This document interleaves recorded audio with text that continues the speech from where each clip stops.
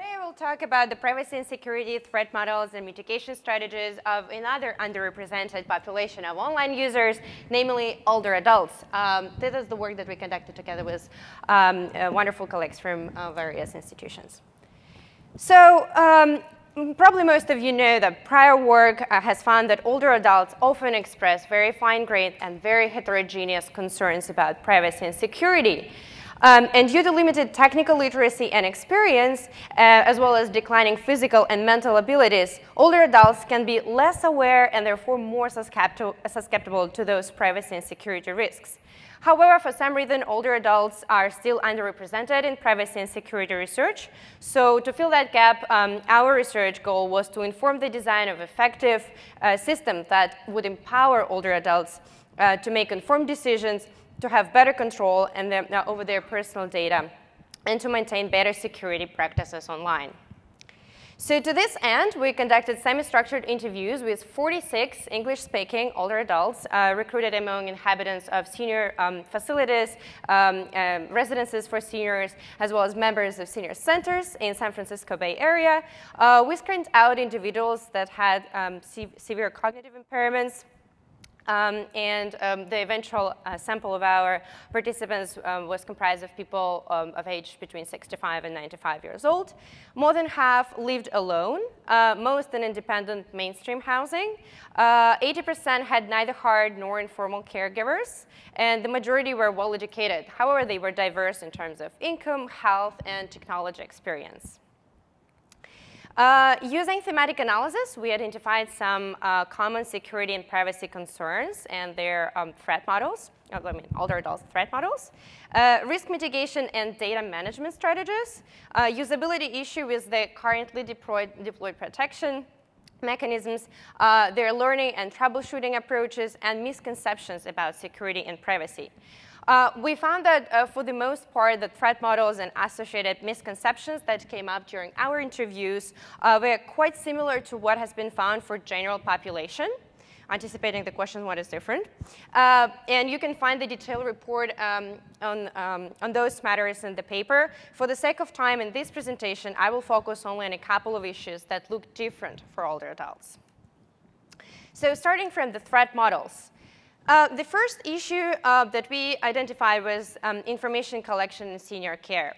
And there are two main trade-offs that seniors have to face on a daily basis. So older adults who live in senior care facilities may simply be resigned to exchanging privacy and safety and care. One of the participants said, you cede a lot of your personal privacy rights when you move into a place like this, in exchange for services being rendered to you. I think that's a different kind of service that somebody that is living in a private setting and would be using services. Sorry, it's really hard to see on the smaller screen. Older adults living independently, so they're not in the senior care, they live in their own houses, still face a paradox. In order to preserve their autonomy and avoid moving to senior care facility, they still very often have to accept care surveillance at home, such as surveillance cameras and various devices that would monitor the environment and inform either caregivers or special services. For instance, one participant said, I would probably choose a wall sensor that detects presence over having to share a room with somebody being in a nursing home, so I could stay in my own adopt. That's a concession that I would make. So it's still a trade-off, not a really clear solution. We also observed a dichotomy in participants' beliefs about whether they're less or more attractive targets for security and privacy attacks. And several participants believed older adults are especially targeted because, as some participants said, that attackers may think older adults are stupid, not aware, fallible, or trusting. Not my words, that's participant word. But if you believe that attackers do not see older adults as good targets, for instance, one of them said, companies probably look at my data if they look at it. Oh my God, don't bother with her. She's too old to participate, or maybe doesn't have enough money. Another participant said, this may be a function of age, because at this stage of my life, I don't feel like I have any great secrets or private information. One of the issues participants rarely view as threat, so this is something that we as researchers identify as threat, but not necessarily participants recognizing it, are related to seniors being more likely to use public devices, for example, in libraries and senior centers, because they're less likely to own their own computers or smartphones than younger people, and that is supported by previous research. Why using public devices is an issue? Well, first, if older adults don't own a computer, and so they use them less frequently, the security risk can be amplified by the lack of skills and experience with these technologies. And second, seniors appreciate that someone else is maintaining public devices, as you can read in the slide. I don't want a home computer. I go to the library, and if their computers crash, they will deal with it. If I had one and I crashed, I just leave it off. I don't want to have to pay for the repairs. But the effectiveness of maintenance depends on who is in charge and what resources are available to them. Also, another issue is that the administrator's security efforts can still be compromised by user behavior, which goes back to the first point about the lack of experience. Two participants also mentioned using public medical devices, which collect slightly more sensitive information at times. Because they don't have blood pressure monitors at home, they go to Walgreens and other places where they have free checks, such as health fairs, as one of our participants mentioned. Privacy and security of sensitive medical data in those situations depends on what exactly is collected, how it is stored and used, and whether the entities collecting the data are subject to HIPAA or not. 7 participants also mentioned that they use second-hand devices from family, friends, or neighbors, or they often get the refurbished devices. Grandpa gets the oldest phone. When they get upgraded, the phones trickle down. This is just representative fun quote from one of our participants. Reusing second-hand devices entails serious security and privacy risks for both the previous owner, such as personal data disclosure or unauthorized access, and the new owner, such as malware inherited from the previous owner. Access to technical support and security updates for older devices also declines over time. So the older the phone, the less likely that it will receive updates in the future. However, none of our participants mentioned any potential risks from using second-hand devices, and only one mentioned that the previous owner reset the device, or at least tried to. As one of the participants said, my friend did give me her old Mac. She wiped hers out. It's an older one, but she was using it for school, and she had video chats and everything in it, so it's very up-to-date. What is interesting in this quote is that, as you can see, if the device runs well, seniors may assume that it's up to date, but the security protections may be outdated, and that's maybe not the factors that they consider when evaluating the inherited device. Participants' threat models were often clouded by lack of transparency in user interfaces. For instance, some participants believe incorrectly, or at least they're not sure about it, that their devices only collect information that they input themselves. I don't see my phone capturing my data unless what I enter. Similarly, some treat data shown in a user interface virtually as a display of everything the device is collecting. There is nothing that is recorded. That's the only thing that the phone would show is who called me. Sometimes they base assumption about data practices in emerging devices, so some newer modern devices, on analogies with older or more familiar technologies. For example, I guess what the smart speaker would do would be anything that the smartphone can do, and then maybe more. Another participant also mentioned that some data can be rewritten as it used to be on the tape for TVs. Moving to management strategies. The security and privacy management strategy that our participants talked about can be categorized along a scale from passive to active approaches. So it's not a dichotomy, it's a scale. What is interesting is that while younger people are often used to relying on technology, older adults may find it easier to choose privacy over convenience at times, leading to simply limiting their use of technology or avoiding it altogether. So a lot of our participants mentioned, I'm not going to start even using online banking or online shopping or Uber or whatever it is because I'm not sure what are the privacy and security concerns associated with that. For technology developers, that means that if privacy and security concerns are not addressed in their devices, seniors will simply decide against using them. Another strategy is to use services and devices with good reputation or simply be cautious, but it's subject to an overconfidence bias and ability to detect risks and protect against them. One participant said, the nice thing about using Apple is that there aren't hackers like there are with Windows. On Windows, everything gets hacked. My Mac has 2 firewalls, and that is all I need. I think they come installed. So she's not sure whether it come installed, but for sure believes it is. Many participants unfortunately mentioned simply accepting or ignoring known risks, which is another kind of sad story. Active mitigation strategies on another side of that scale include configuring privacy and authentication settings, using protective software and services, and deleting or refusing to provide personal information. Many participants mentioned strategies that mitigate the consequences of violation rather than the causes, the root cause of the problem, such as blocking unwanted contacts or content, or discontinuing their use of devices or services after privacy or security violations were detected. However, many participants are uncertain about the usability and effectiveness of strategies they deploy. As you can see, one participant said, well, that probably was a waste to invest some money in protective services. In some cases, even legitimacy of the provided services is uncertain. Whereas some protective software turns out to be a scam, undermining their future trust in security protection.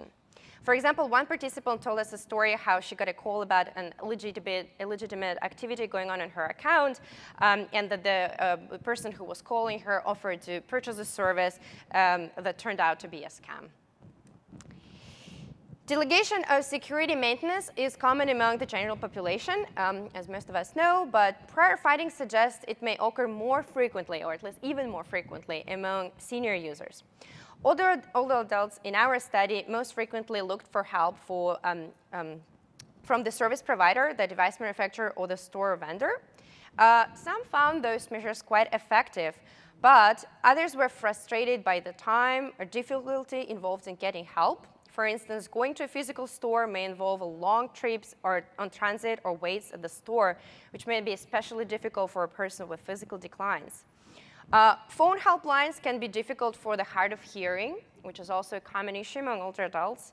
And online knowledge bases or automated chatbots depend on knowing how to formulate the search query to get answers that you're looking for. And many of our participants reported issue with that. For instance, participant 13 said, I tried to call them when my email was hacked, and all of their numbers would say, please go online, type www.yahoo.com, and get help there. None of the help topics was what I want. I finally was able to write them a note. They did never answer me, and then somehow, after a couple of months, it gets fixed. This frustration may lead to older adults delaying addressing security issues or just resigning themselves from being unprotected. Many participants make the first call to their children, relatives, or neighbors, or others in their personal network, but children or other family members might not have enough time to help them, or when they do, they might try to forestall further needs by discouraging older adults from fully using the technology.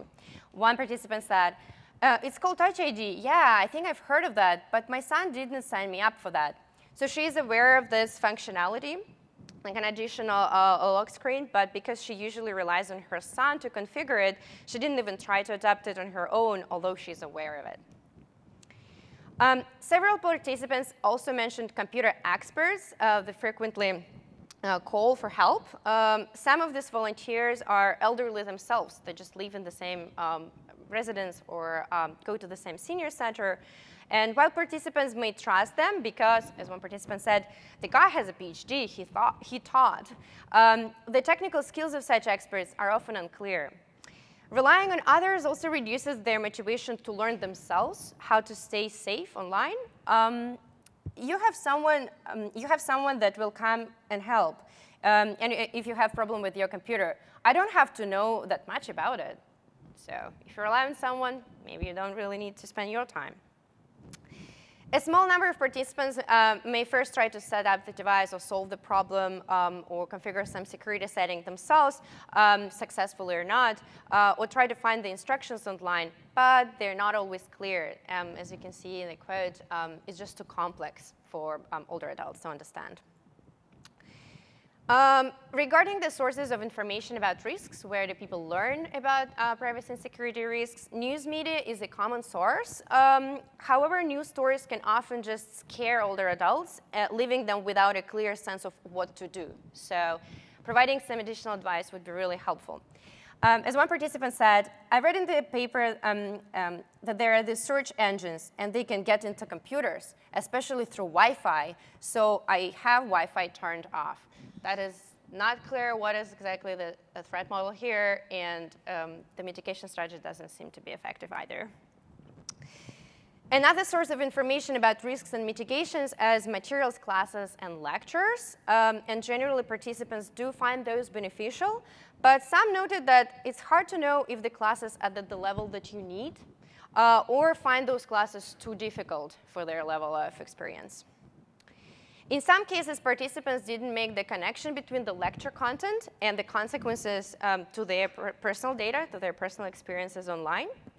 One participant said, somebody came and talked about the cloud, what it is, what does it do.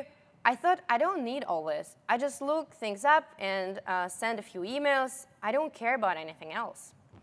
Therefore, targeting the materials to seniors' population's need and technical skills is important in such materials and lectures.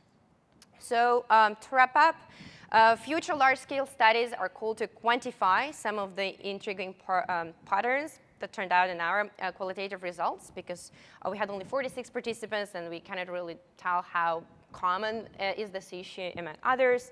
And it may have important implications if they're significantly more common among older adults compared to younger population. For example, the use of second-hand devices and public devices is one of the interesting directions of future research. Implications could also be explored in controlled behavioral studies, especially to compare the views of older adults with general population and their security mitigation strategies. In this project, initially, we wanted to focus on older adults' use of emerging technologies, especially in healthcare domain. But we found that participants' use and knowledge of those devices was quite heterogeneous, and clear themes did not emerge in our interviews. So we think that the larger scale study is needed to advance that area. Finally, in the paper, we offer some suggestions for education and awareness measures, as well as improved privacy controls aimed at older adults. And in the future, we hope that we will be able to experiment with implementing and evaluating some of those measures and prototypes. There's much more material that I couldn't cover in a 15-minute presentation, so I encourage you to go and read the paper. But I will stop here and leave this slide hanging on the screen while opening the floor for discussion.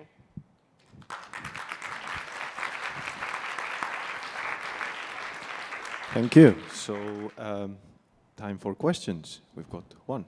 Hi. Gus Andrews, independent security researcher and trainer, and then also author. Thank you. This was a fantastically enlightening study, as was the one right before it. I commend you for the work that you've done. There was a point that you made that I thought was really interesting, where they believe they're more targeted sometimes, but then also think they're maybe less targeted by data collection. I'm wondering whether you saw evidence that they made a distinction between like general company data collecting and targeted phishing attempts or other security violations. There is both. There is both. So when the person said, I don't have, maybe they think I don't have enough money, they thought that that's why someone would not probably try to get their data and misuse it, because there's just like not much that you can get from them. So that's what was probably more general data collection and targeted advertising. They say, I'm not a consumer. I'm not buying jeans every week like young people. So that would go in more into the direction of more general data collection. But there were more specifically some concerns about the risks and attacks and how they maybe assumed that, the people know that I have 401k and there are a few million in my account, so that's why I would be a specific target of attack due to my age, and yeah, they were more specific as well. But did you see any conflation between the two, where they sort of said, this person has collected my data online, ergo I will be more targeted for specific things? It's very heterogeneous. Like some people have very specific threat models. Some people have more general attitude. Oh, everyone is after me, so I have to be cautious. Some other people think I'm an open book. I have nothing to hide, and I have no, like, my data has no value to anyone. I'm old. I'm like, my life is so blunt. Gotcha. I'm boring, yeah. So very dichotomous and heterogeneous views. Hi, thank you very much for the presentation. I thought it was interesting. My name is Boke, and I had 2 questions. The first one was, did you analyze the data also based on the devices that the seniors used? And if yes, what was more at risk for them? Like, what devices did they find to be, what were they more conscious about privacy and security? What devices were those exactly? Yeah, that's a very interesting question. So as I mentioned in the second to last slide, that we try to look at very different devices, and we try to encourage the conversation not only about computers and smartphones, but also about maybe fitness trackers and smart home devices. A few people had Alexas, they had some smart speakers, so they did talk about those. But there are some analogies that go across the board. So for instance, if you use a search engine, it can be on mobile device, it can be on computer. Alexa would be another version of a search engine. She just like talks the response out. So we saw a lot of similarities, and most people still use mostly computers and smartphones. So we didn't have that many users of other technologies to make any meaningful distinction or comparative study between the devices. So unfortunately, I cannot really like give the generalizable comparison between them. That would be a good subject for future research. Thank you. Encourage you to do that. So we have time for one last question. Hi, thank you. I wonder if you saw anything, and if so, how much, of people who can update but avoid it because they know things might change and they don't want to have to figure out how to use the new system. Yeah, that's also a good question. Basically, one of the common topics that arose was about learning and difficulty to learn, or absence of willingness to learn. So people say, "I've been learning the whole life. Can you relax now?" So people sometimes are reluctant to that, and that, yeah, so when it comes to a new technology, just adapting a new interface, just adapting a new technology, a new way of doing things is a little bit of a burden to people who don't want to do that, and therefore, yeah, like if there are some UI changes coming together with the updates, that would be a specific issue for older adults. It's still annoying to young people, but for older adults, it's an additional burden of learning. Thank you. Okay, so let's thank Alisa again.